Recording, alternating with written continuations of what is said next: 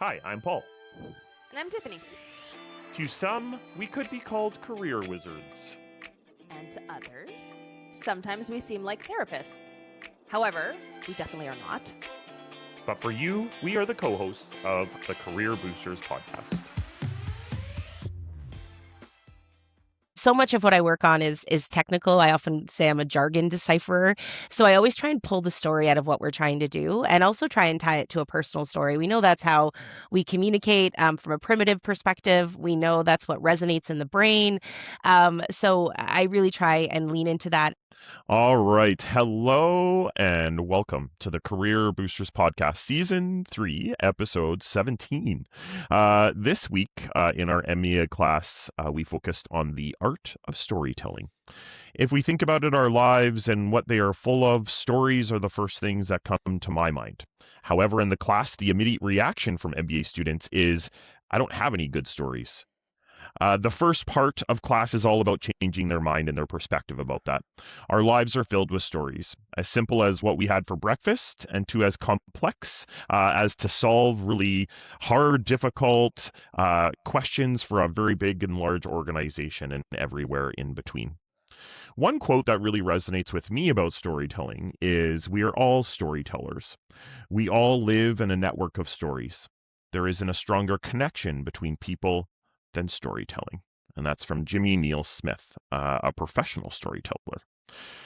We are very excited to have a part-time student, Brooke Rose, on our show today. Brooke is actually a part-time student and wasn't in our class, but is very familiar with the art and the world of storytelling. I can't wait to hear what she talks about when it comes to her experience and how and what she thinks about stories. Brooke, thank you so much for joining us. And the first question we have is, what is the story behind your decision to embark on a part-time MBA journey? Oh, well, thank you both for having me. Yeah, really excited to be here. For me, the story of doing my MBA, I'm a fast tracker, so I did my BCom at the University of Alberta, 20 years ago. And in my career, I've been a healthcare fundraiser. So I've had the opportunity to be a part of millions of dollars of gift that's been for transforming healthcare systems, research, so many different areas of health and improving equity for a lot of folks. And I think from my end, you bring so many of these great funds in, and then there's, always what they call a valley of death, where you don't actually deploy some of those technologies. So when I really want to do my MBA was to really kind of transition in my career into looking at how we can help transform things. And usually those skills are needed from a business perspective. I'm looking at doing a bit of a combination of the public sector and kind of health innovation track for my time here. So yeah, it's really looking forward to it. It's early days, but yeah, looking forward to that to be kind of a bit of a shift in my career going forward. Awesome. That's so cool. And you've been in the MBA program for about 6 months or so now. What's Yeah. been the favorite part so far? Yeah, actually, I think I don't mean to say actually, like it surprised me, but really it was the people that I've met in my classes. Before my night class last semester, we started like a little mini dinner club that we'd go for supper before class for folks that were maybe new to Edmonton or didn't know some of the places nearby. Yeah, whether it's like the group chats or activities, I miss that. Like I forgot what it's like to be surrounded by really motivated and great people who are also juggling a million different things in their lives and coming from so many different backgrounds and diverse work experience and family commitments. So yeah, the people I've had a chance to meet have been awesome. Cool. And that's lovely. My brain is still stuck on Valley of Death. Like, Yeah. what a random, like, drop into the conversation Uh, of a phrase that has got to have stories around it from your own world of yes. just this reality of the Valley of Death. Can you tell Yeah. me a little bit more about that?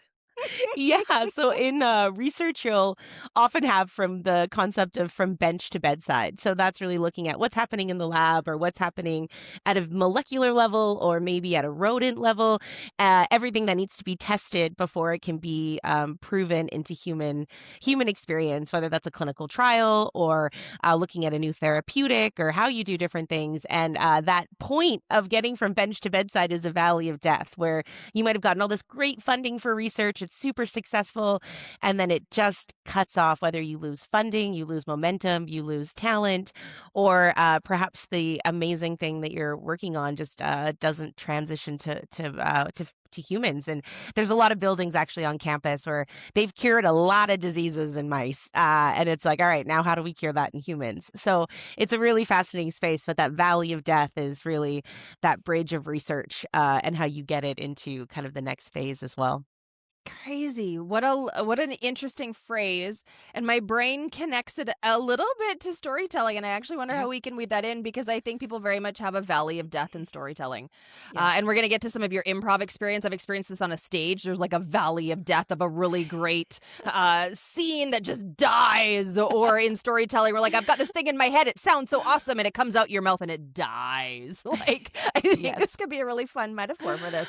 But let's talk about storytelling because if you go to Brooke's, so this is Brooke Rose, go on LinkedIn, looked her up because her tagline under her name starts with the word storyteller. So tell me about that. Were you born telling stories from like day one? Yeah, tell me a little bit about this journey. I mean, I am third of 4 kids, so I think you had to tell good stories to get heard. My dad will often say I have the gift of the gab. So if you folks probably even hear on this me wrapping things up quickly, I'm probably getting the nod from Tiffany or Paul. So yeah, I've always been a talker. I think there's a story of me being 3 years old and just like randomly filling strangers in on the go-abouts of our household that morning, to my mother's dismay. But I think my perspective, I've always I think seen the power of conversation or the power of talking, in a very intentional way. I looked quite young very early in my career and all the way through. So I think sometimes I'd show up to these fundraisers where folks organizing the event were 30 to 40 years older than I was. And they were probably like, why is Dora the Explorer showing up to this event in the middle of central Alberta? And I learned really quickly that if I was knowledgeable and twice as prepared as they expected, I can even start to see the shift in their minds of like, oh, this person knows what they're talking about. And so much of what I work on is technical. I often say I'm a jargon decipherer. So I always try and pull the story out of what we're trying to do and also try and tie it to a personal story. We know that's how we communicate, from a primitive perspective. We know that's what resonates in the brain. So I really try and lean into that. And a lot of what I developed was through trial and error. And even the story I often tell is both my sisters were diagnosed with the same type of cancer, but 16 years apart. And where one's treatment mechanism was 6 months, the other's was 6 weeks. And the difference in that is research. Like that's the power of research that we have. So, for a lot of the work that I do, things can be so nebulous or conceptual and folks don't really understand it. But if you can distill it into a story, a lot of the researchers I work with, I often will give them tips on how to have something be really donor friendly or pitch ready. Usually that's a hockey analogy. I'm working with a researcher who came up with like an oil rig analogy for conversations we're having. And I'm like, ooh, that's going to resonate in Alberta. So it's, yeah, I do find the power of conversation, how it can start to shift minds. And you can kind of Yeah. see the wheels turning for folks when they start to resonate or understand something you're talking about. Yeah. There's so many cool, valuable nuggets that you just shared in there. And I mean, look at how many stories you just like prompted or kind of teased a little bit of like weaving just into the general conversation. And I'm sure in the world of fundraising, it is a lot to do with like how do you tell the story of where this money is going and how you are helping people and the anecdotes, the metaphors, all of these pieces are a part of that storytelling process, which I think is so cool and so unique and very interesting, especially to the world of fundraising. When do you remember, was there a time where you first realized kind of like, oh, this is like really working for me? It's like, was there ever a moment that you're just like, yeah, you can tell that this stuff kind of works? Yeah, it's interesting you say that. There was some times early in my career I worked on this event. It was a breast cancer fundraiser. We had brought Richard Simmons to town. It was this whole thing. And for people maybe listening who doesn't know what that is, it's like the 80s aerobics diva. Um, and so it was this event for breast cancer. And a lot of my friends at that time, I had just graduated with my BCom, were working in like big four accounting firms. And I find I started doing all these lunch and learns. I was probably actually running through downtown Edmonton in like a tutu and like pink outfits and a cutout of Richard Simmons, like the things you do, you know? And so I'll just leave that visual there. But I remember going into boardrooms. And if you think of boardrooms of your big four accounting firms or your finance organizations, like, I'd look at probably the oldest gentleman that was so bored and did not want to be there. And I would like make it my goal to make him laugh, and to try and get them engaged. And so it really was a lot of trial and error. But I do remember in those moments when you start to see someone smile or, change their tone, all of a sudden, you've got them. And I love that moment. And I often will say when people are laughing, they're listening. So I'll try and weave humor into a lot of the things that I'm doing. And also resonate that especially in this world, and when you ask someone how they're doing, so many folks will be like, "Oh, I'm busy. Like, I'm busy, I'm full."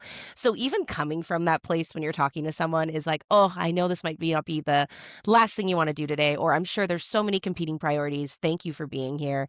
I always try and start any stories or conversation I'm having meeting folks where they're at, so they know that I know and I see them and see that you're taking up whatever time it is to have a conversation.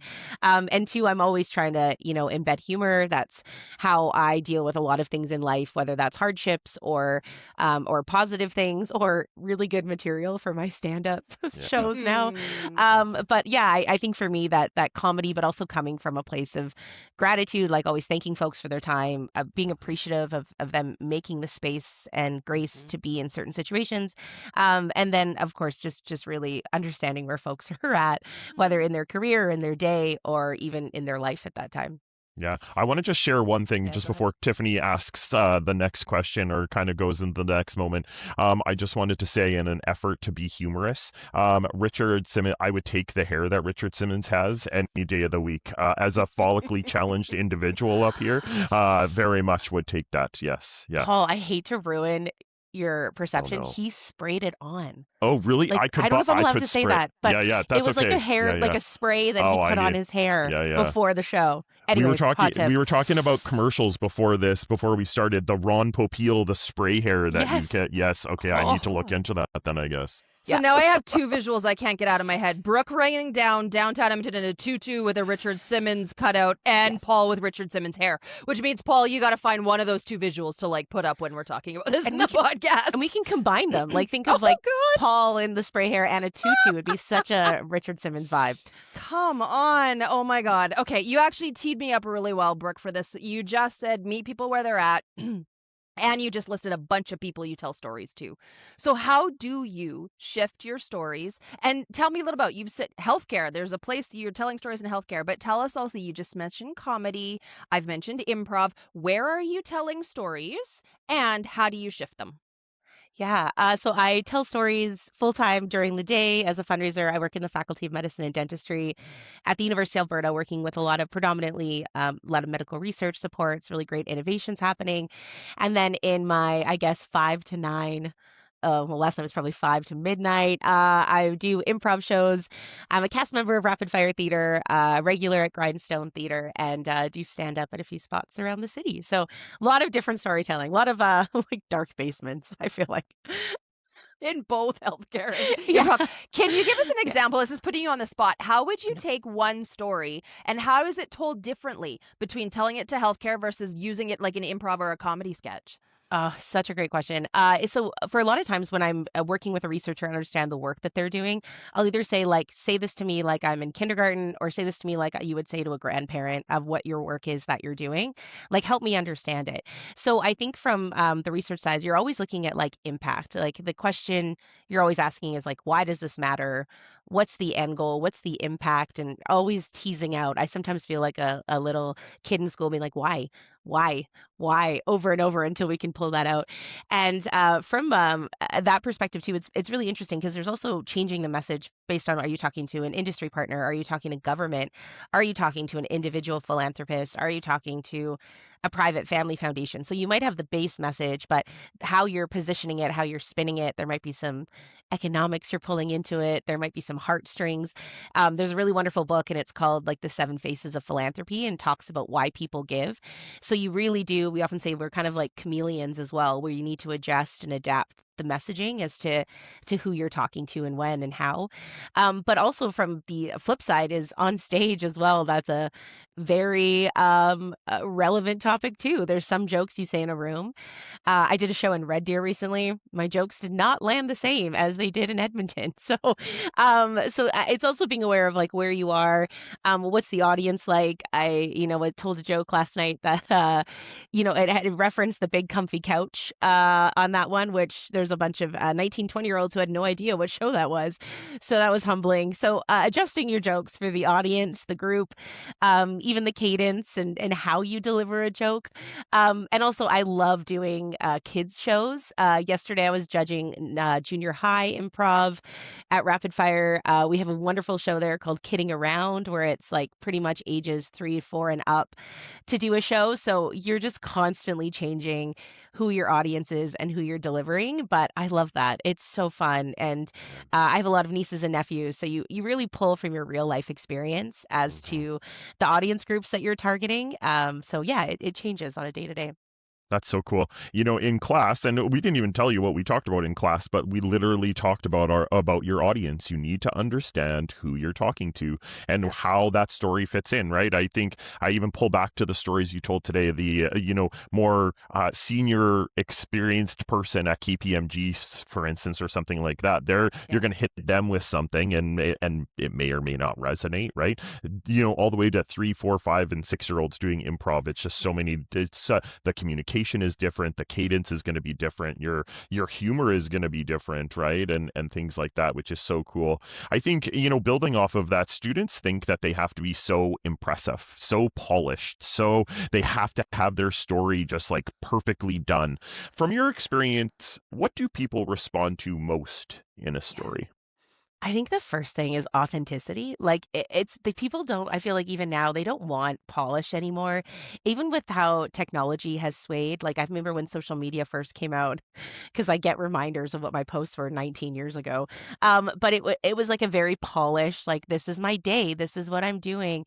Videos you posted were edited, the photos were highly filtered, and I feel like especially as our society wants to like a crave to move back to analog and a crave to like really to get that connection, people wanna know, like, behind the curtain, like, they wanna actually know you. There isn't really that separation of church and state, as they'll say, or between, like, your professional and your personal work. I don't know why my voice had to change to really hammer that point home, but truly, I think it's yeah, people want that authenticity. They wanna know who you are as a person. They wanna, see what you really think, and I think when you come across sometimes overly polished, there is a distrust, and we see that right now playing out with politicians. People don't trust a lot of things happening in our society. Like misinformation is so rampant. And the only way that we're seeing that you can change behaviors or change perspectives is a dialogue and a conversation. And coming at folks, whether it's accusatory or coming at them from different angles, is just not successful right now. And so really having that conversation, and I mean, I do want to preface when it's safe to do so, when you have capacity to do so, but conversation and stories are often what can be a catalyst to also change how our brains work too. There's a lot of really great studies on evoking different parts of the brain if you're telling stories that evoke sympathy versus empathy. And from my perspective as a fundraiser, I know if I can tell a story that evokes empathy, people are actually will actually give more. There's a lot of scientific studies behind that and some great research on neuroscience and how your brain works. So what are you saying? How are you evoking that emotion? And also on the flip side, if you're telling a story and using specific words in our society right now, some people just shut down. They just completely stop listening, and you can see that on their face. So I find storytelling is a way that I even use the stories to change behaviors. To I Right. say I don't want to say change hearts and minds. Fair. That feels so big, but it truly is. Is Mhm. stories are a way that we can even in today's society shift how people are thinking. You talk about that peek behind the curtain. If anybody's ever watched an improv show, and if you haven't, please go watch one. They're amazing. There are moments. Improv's funny. Okay, great. The whole point is to be funny. But the moment when you watch somebody on stage crack because they've actually lost it and they are snickering are actually some of the funniest moments. Is when you see something break on stage. Do you have a moment about that or a story, Brooke, where you've cracked where it's been really Oh, funny? I am always cracking on stage. Like, as someone who's just impossible to keep a straight face, but I find there's a lot of things that we say in improv, like, and one of them is just like name it, like name what's happening on stage.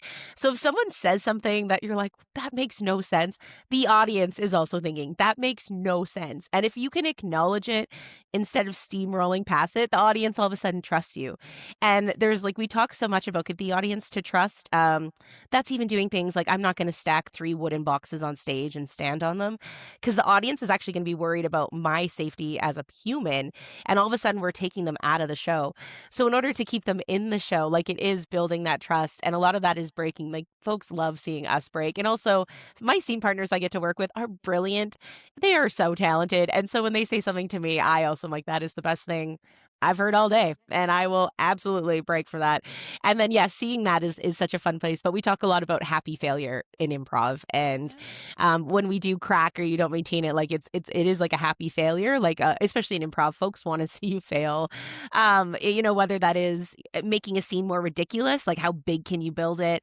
It's a fun one because that is such a big part of the culture and the ethos. As we head to wrapping this up, I would love, can you link that to a learning in life? Because I think that Mhm. extrapolates out to telling stories to other people and allowing them to see the crack or naming something in the moment. So, not all of us, actually, most of us, aren't going to be on the improv stage, but how do we take that same thing and put it into real life storytelling? Yeah, I think even from there's so many times I've tried telling something and I've reflected and been like, well, that did not go the way I planned, or that did not land the way that I wanted it to. And I think what the other part of improv is that failure component. I think we live in a world where, especially maybe folks doing the MBA or being in school, like there's just like we can't fail, we can't fail, we can't fail, we have to be great. And I actually had to have some help with my last corporate finance class. I went and talked to Andras, and he was like, I would prefer people come to me before they're failing. Like, come to me when it just starts to feel hard. Don't worry about being perfect. And I feel like that's so much of what we get caught up in. But even telling stories, I'm like, well, that conversation did not land well with the donor, but I can actually now know how to tell that story differently and test it out in real time and just change the approach. I mean, we're really lucky that we can change on a day to day. We can adjust how we tell stories. We can change the delivery. That's why I love stand up. Like I've told the same joke a few times, and some audiences love it. Some I get no jokes or no laughs. So it really Mm. does allow you just to change and adjust on the fly. And I feel like we can do that in life. Of if we're not trying something, and even in our MBA, if you're working in a class and you try to write a paper that doesn't work a certain way, okay, cool. Is there a different way we can start that? Is there a different way to start with a story or inspiration? Or as I'm very much learning in my finance class, what's the story behind what the question's asking? And how do we just keep trying different things to see what might work in those situations?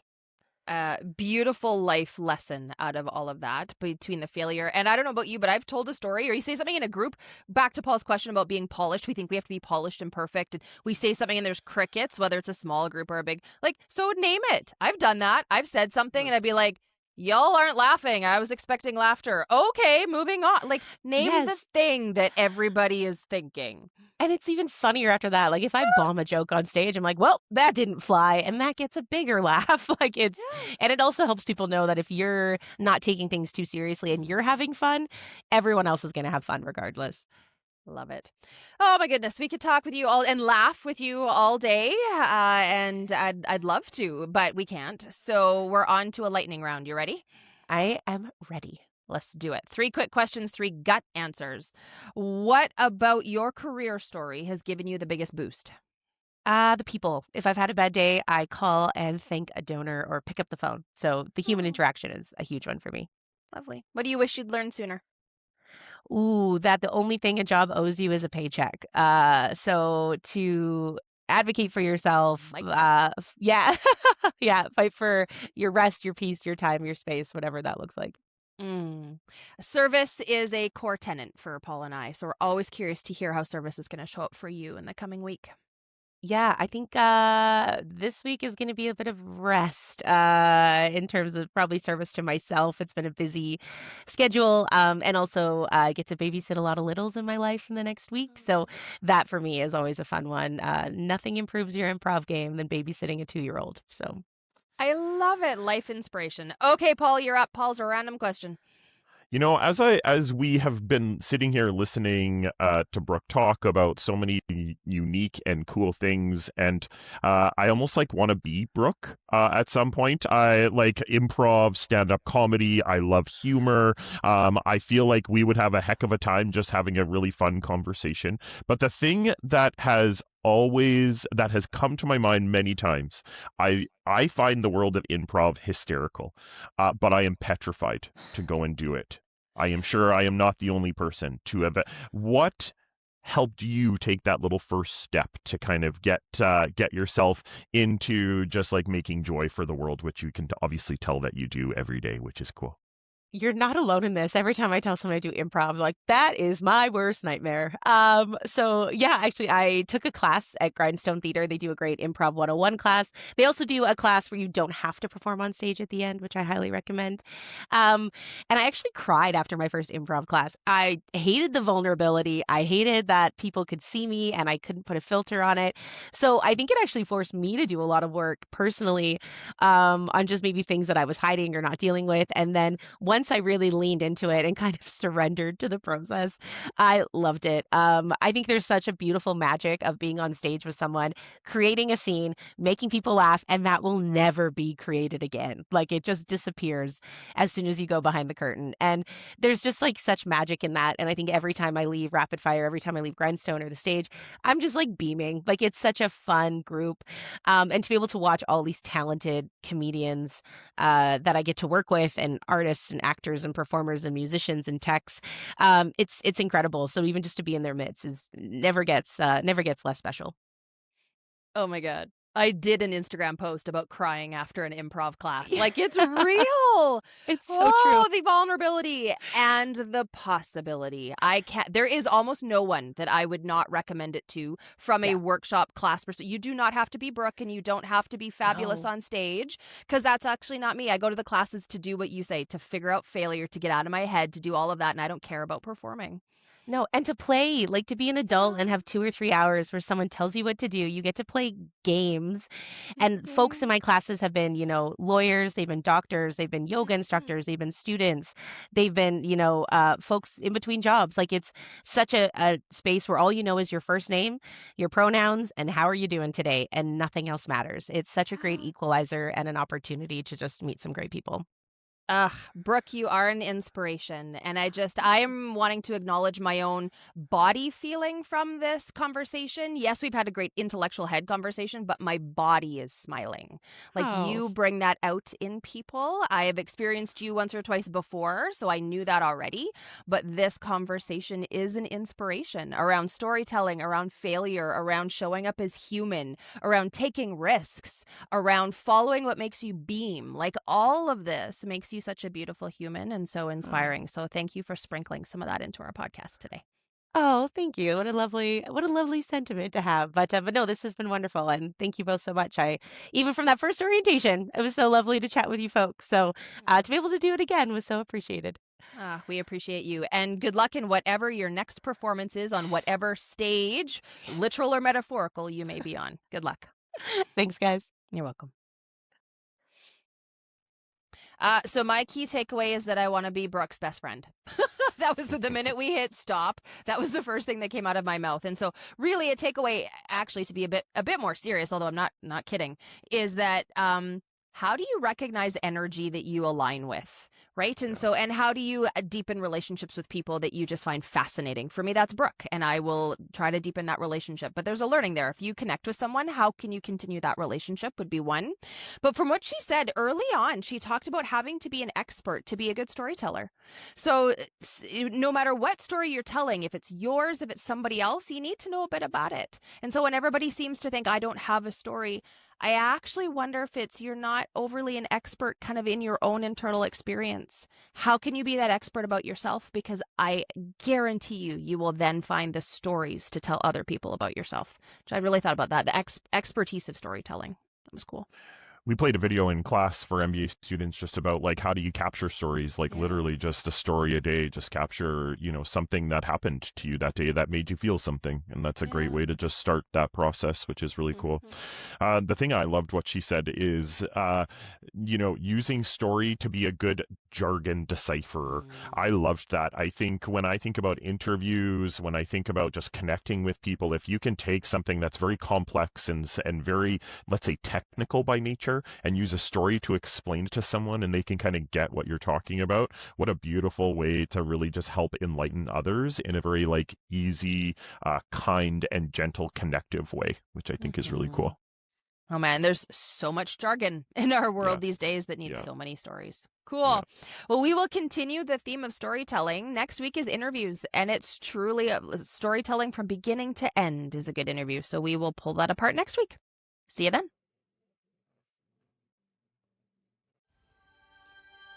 Thanks for tuning in to the Career Boosters podcast. We hope you had a blast. Yeah, we know that's corny. Catch you next time, and remember to subscribe wherever you enjoy podcasts.